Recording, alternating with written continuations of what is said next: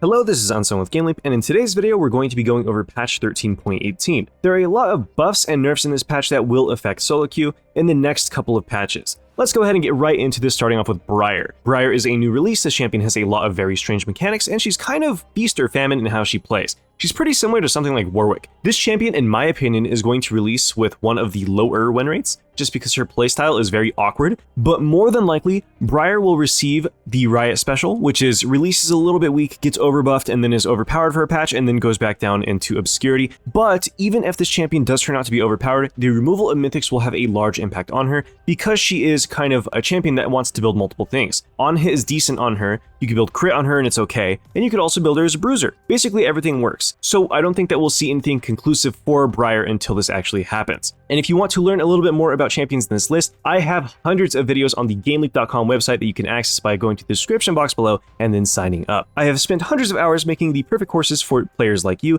Make sure that you abuse this as fast as possible, so that way you can climb rank after rank after rank. Next up on our list is Bard. All these changes are straight buffs to Bard. Not a single one of these changes is going to be a negative for Bard. Bard already has a higher than average win rate for most supports, and this champion is quite strong in solo queue if we're able to play him correctly. So it's my recommendation that if you are a Bard player or if you're interested in playing Bard, this is the patch that you pick him up. The changes to Traveler's Call, which is his passive, increasing the max chime stacks to 5 to 10 means that we can roam a lot faster on the map, and we also have a duration buff to this as well. So instead of it only lasting 7 seconds, it lasts a full 20 seconds. This essentially turns your Moby Boots into Moby Boots on crack, and will make Bard into the ultimate, I'm going to sit bot lane for a wave, make sure that my ADC pushes it, and then I'm going to roam top lane, and then I'm going to roam back bot lane. If you don't like playing with Bard, ban Bard this patch. I am begging you to ban Bard. Now, next up is Gwen. Gwen's health growth has been increased and her passive damage to monsters has also been increased. This is really cool for Gwen jungle,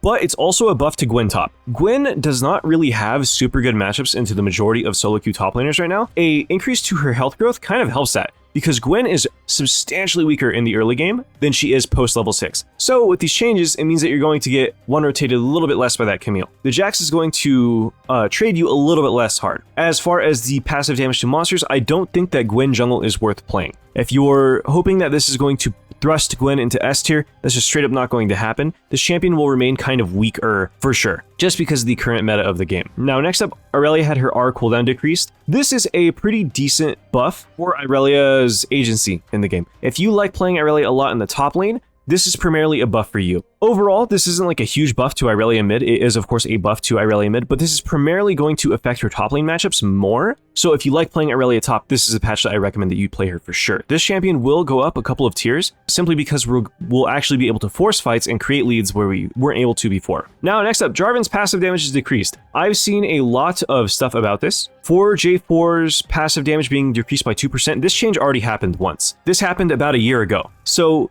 this removed about 1% from Jarvan's win rate a year ago, and if we look at Jarvan's current win rate, he is sitting at 54.79% with an average tier win rate of about 52%, right? So Jarvan is clearly like overpowered. So because J4 is such a good jungler at all stages of the game, I don't think that this change is going to significantly nerf J4 to the point where he's unplayable, but it will knock him down much closer to average, right? Instead of being insanely overpowered and being the second best jungler in the game, the first being Xayah, J4 will be like the 10th best jungler in the game. And this is purely because of this nerf when coupled with the Shojin nerfs that are down below. So Kassadin was actually secretly buffed in 13.15. Everybody knows if you've been playing League of Legends for the last 3 patches. Basically everybody has figured it out. And Riot has put this in the patch notes. So the changes to Kassadin, the 20% extra ratio on his ulti, this has been in the game for 3 patches now, including this patch, right? And Kassadin is now a decent champion. He's not overly reliant on scaling, and he can actually impact the game a little bit earlier, which is nice. If you like playing Kassadin and you want to play him into mages, I would recommend that you play this champion.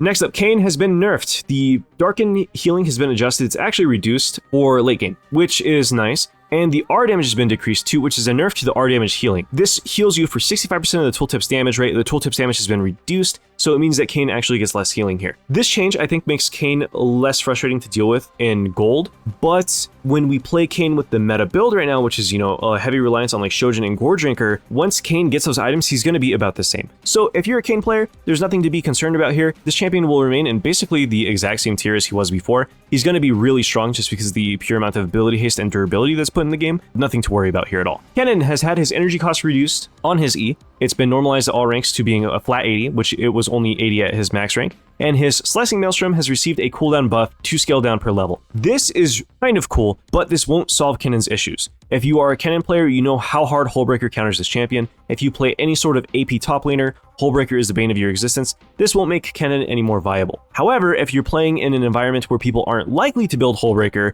then this is a pretty fat Kennen buff because we'll actually be able to do things around the map without having to worry too much about the exceedingly long downtime of Kennen's ultimate. But I would not recommend that you actually add this champion to your repertoire simply because Hullbreaker is so overpowered and a lot of people really like playing Renekton, Alawi, Gnar, and champions like that are able to opt into Hullbreaker if they choose to, or they simply have too much HP for Kennen to actually deal with in a side lane by himself. Rel's E bonus movement speed has been decreased. This does not make the champion any weaker. This champ is very strong because of her synergy with Hex Flash. If you play Hex Flash Rel, then there's nothing to be concerned about. Basically, this makes you a little bit less consistent in the mid game and in the late game, but if we use the WR combo and we combine that with Flash, Rel simply does not have too much counterplay aside from like picking Poppy, right? So if you're a Rel player, do not be concerned about this. This is not really a gigantic nerf. It's more of a nerf to early game instead of mid game and late game. This champion's still going to remain S tier. She's been S tier since her release. Since her rework, she's been S plus tier. This champion is always solid. If you like playing engaged supports, continue abusing Rel for free LP. Senna, I think, is going to receive the biggest amount of buffs in this entire patch out of basically any champion, and she's really strong in basically every stage of the game. They're removing the penalty that Senna gets from her passive, which is a straight buff to her damage. It basically means that every single time that we auto attack, we're getting 8% more damage, which doesn't sound like much, but when our entire game plan is auto, Q, auto, alt, auto, auto, 8% damage adds up really fast. And the last embrace change here is that enemies hit with the AoE snare are also now given that stack of mist from Senna's passive. This means that we have to auto one less time to deal our percent health damage. So Senna is already a very strong champion, and she's being made significantly stronger by this patch. If you are a support player or an AD carry player that likes to off-roll support, then you need to be playing Senna. Next up, we have Thresh. Thresh is receiving a buff that Riot themselves has said is just for pro play. Thresh right now is currently pretty average as far as supports go. This is a higher skill cap champion, right? So when you look at the data on high skill cap champions, they should never be around 50 to 51% win rate, because when they are, it usually means that they're a little bit on the overpowered side. So Thresh on 13.17 is basically 50% dead even win rate. This will make you tankier in the early game where it's easier to punish Thresh, and then also make your mid game better, especially if we're playing the Lantern max Thresh. Thresh was nerfed recently because people were just maxing Lantern on him. We might be able to max Lantern second again and get good utility out of this after going Death Sentence first, but this is a really nice buff to a champion that's balanced. And this is purely for pro play. This isn't meant for solo queue. But if you like him in solo queue, then this is of course a buff to you if you want to abuse this. Tryndamere is receiving a health growth decrease and a base attack damage decrease. So they already nerfed Trend's base AD, was not enough. Tryndamere is currently the highest win rate top laner in the game in basically every tier of play. And this change to Tryndamere will only make him like top 10 at most. This champion will not get nerfed to a significant margin. If you want to pick up Tryndamere, now is the time for sure. Riot themselves has stated that they don't want to reduce Tryndamere's range. They want to keep his range really high and balance him around it. So while this is a very low picked champion because his playstyle is kind of unique, this champion is going to be free LP for basically until like mythics are removed. Now that people have discovered that Kraken is not the way to go on this champion and that you can actually rush Stridebreaker, a nerf to health growth on him isn't going to be significant. Tryndamere will still remain a top 10 champion, and that's even through his counters. And if you want to learn this champion, now is the time for sure. He's still going to remain S tier. Xayah is receiving nerfs to the early game.